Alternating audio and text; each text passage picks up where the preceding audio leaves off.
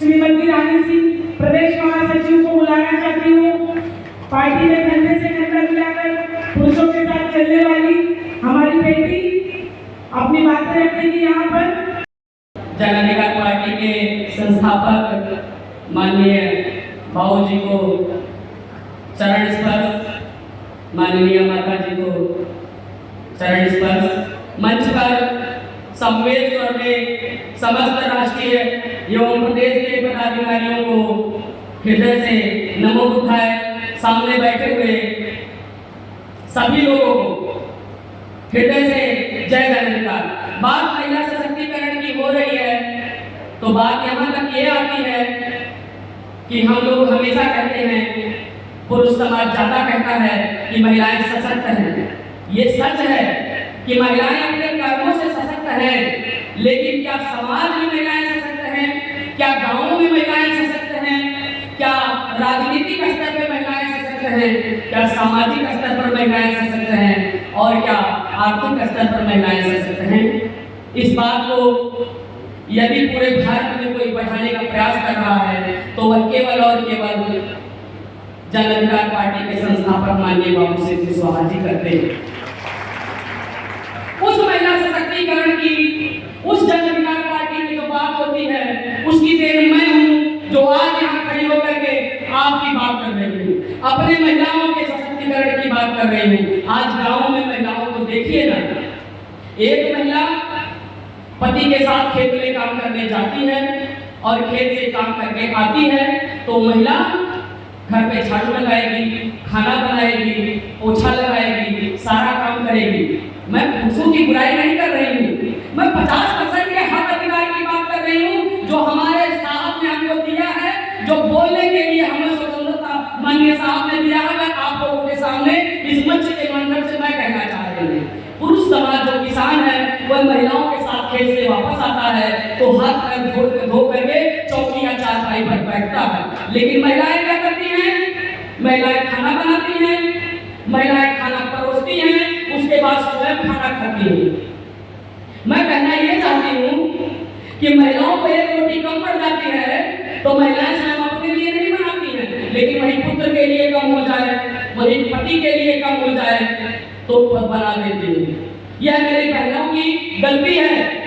स्वयं जब पति के लिए आप बना सकती हैं, बेटों के लिए बना सकती हैं, तो स्वयं आप अपने लिए भी बनाइए, क्योंकि आप सशक्त रहेंगी तभी अधिकारों की बात करेंगी, आप सशक्त रहेंगी तभी आपके अधिकारों को छीन नहीं सकता।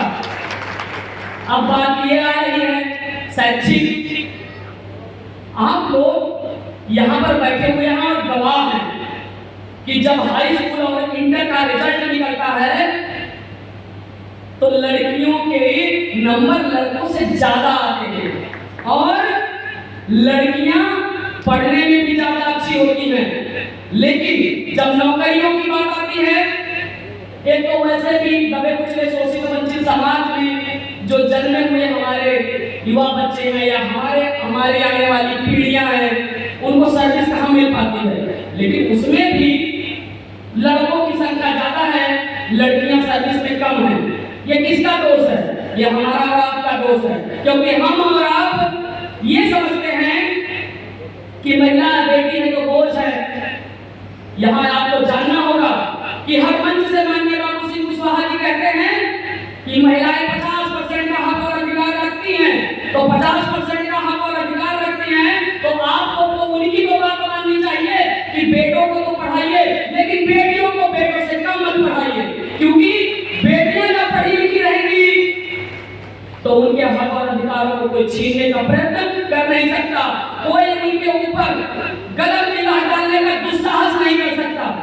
यह जागरूकता मैं जन अधिकार पार्टी में जब से जुड़ी हूँ तब से माननीय संस्थापक महोदय कहते रहे हैं, लेकिन क्या हमने और आपने इस बात को सुना? आई राजनीतिक स्तर की बात, राजनीति में यदि महिला अपनी बातों को नहीं कह सकती, महिलाओं के हक और अधिकार की बात पुरुष समाज करता है तब तो ठीक है भाई, लेकिन देहाती कहावत है जिसके पैर न फटे पिवाई वो क्या जाने पीर पर आई। महिलाओं की बात को पुरुष समझते तो हैं, लेकिन क्या आप किसी दूसरे के घर की बात को उस हृदय तक समझते हैं जिसके घर पर बीती है, तो महिलाओं को स्वयं अपने हक और अधिकार के लिए खड़ा होना होगा। अगर समय हो तो मैं 1 मिनट और बात कहूंगी। जब मैं हाई स्कूल इंटर में पढ़ती थी तो समाचार पत्रों में आता था कि अनाज गोदामों में सड़ रहा है, देश की जनता भूखों मर रही है। मेरे पिताजी ने मुझको बड़े नाजों से पाला। मुझे लगता था कि ये जो पेपर में आ रहा है, टीवी में आ रहा है, ये सब झूठ बोल रहे हैं, क्योंकि मुझे तो जितना मिलता था सामर्थ्य से ज्यादा मेरे पिताजी ने दिया। जब मैं विवाह करके सोनभद्र में पहुंची, मेरे यहाँ सोनभद्र के लोग इसमें बैठे हुए हैं। सोनभद्र में दुधी क्षेत्र से मजदूर आते हैं हम लोगों के यहाँ काम करने। एक महिला गूंगी पहनी थी, वो मेरे यहाँ काम करने आई। उसी समय मैं अपना विद्यालय बनवा रही थी। रात को वो सब्जी चावल, आलू टमाटर की सब्जी और चावल रात में उन लोगों ने बनाया और बाहर खाने के बाद जो बचा था उसको ढक करके रख दिया। मई जून का महीना, वो खाना सड़ गया गर्मी में। मैं अपने इधर उधर अपना टहल टहल करके आई तो मैंने देखा कि इसमें क्या रखा है। मैंने देखा तो खाना सड़ चुका था। झकझोर देने वाली घटना है ये। मैंने सोचा कि इसको भैंस को भी डाला जाएगा तो भैंस भी बीमार हो जाएगी। मजदूर गेहूं काटते हैं तो रात को 2 बजे जाते हैं और सुबह 8 बजे चले आते हैं। जो यहाँ किसान होंगे वो जानते होंगे। अब वो महिला जो मजदूर की गूंगी बहनी थी, वो आई और नीम का दातुन तोड़ करके उसने दिया और उस सब्जी चावल को खाने लग गई। मैं चिल्ला रही हूँ, ये खाना खराब है, तुम बीमार हो जाओगी। क्योंकि वो गूंगी बहनी है, मुझे बहुत देर में याद आया। मैं दौड़ करके जब वहां गई और उस खाने को झटक दिया तो मेरी भैंस ने भी वो खाना नहीं खाया, लेकिन वो औरत रो रही थी। ये जान लीजिए, वो भूखमरी, वो स्थिति है, वो कालसी है, महिलाओं की सबसे ज्यादा है। वो हमें और आपको नहीं दिखता क्योंकि हमारे पास वो चीजें हैं। आप ये जानिए, इन सब चीजों को हमें तब तक झेलना होगा जब तक हमारे हक और अधिकार को बताने वाला कोई नहीं होगा। हमारे बच्चों की नौकरियां जो जा रही हैं, हमारी बेटियां जो गांव के स्तरों पर बढ़ी हैं, वो लोग कहते हैं कि 18 साल के बाद शादी करनी चाहिए। ऐसा बिल्कुल नहीं है। मैं इस मंच से कहते हुए बिल्कुल नहीं हिचकिचाऊंगी। लोग 18 का इंतजार नहीं करते, बेटियों की शादी कर देते हैं। एक तरह से उनकी मजबूरी भी है, लेकिन ये बेटियों के साथ अन्याय है।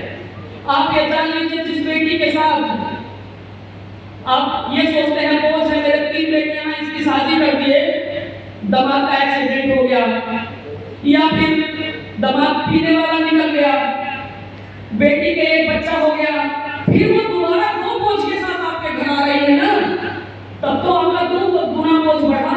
इसीलिए माननीय संस्थापक जी कहते हैं कि बेटियों को आगे बढ़ाइए, बेटियों को उच्च शिक्षित करिए। जन अधिकार पार्टी का ये नारा है कि जन अधिकार पार्टी के साथ चलेंगी बेटियां, अपने हक अधिकारों के लिए लड़ेंगी बेटियां। तो इस बात को समझिए ना कि अपनी बेटियों को, जब हमारे संस्थापक माननीय बाबू सिंह कुशवाहा जी का सर हमारी बेटियों के ऊपर है, हमारे ऊपर है, तो हम लोगों को अपनी बेटियों को आगे बढ़ाने में कैसे हुए? बनाइए ना मजबूत, जो हमारी बेटियों की तरफ देखे वो आंखें नोच ले हमारी बेटियां। लेकिन महिला सशक्त तभी हो सकती है जब हमारे हक अधिकारों को दिलाने वाला व्यक्ति उस गद्दी पर बैठे। मैं बहुत कुछ नहीं कहूंगी, आप बाकी सारे लोग समझदार हैं। सशक्तिकरण तभी हो सकता है जब वहां हमारा राजा हो, और समय बार बार नहीं आता। ये समय आज आया हुआ है आपके सामने, आपका मसीहा आज है। कंधे से कंधा मिला करके चलिए और ज्वलंत उदाहरण महिला सशक्तिकरण का दीजिए। बहुत बहुत धन्यवाद। जय जय अधिकार पार्टी, जय माननीय बाबू सिंह कुशवाहा जी, जय संविधान।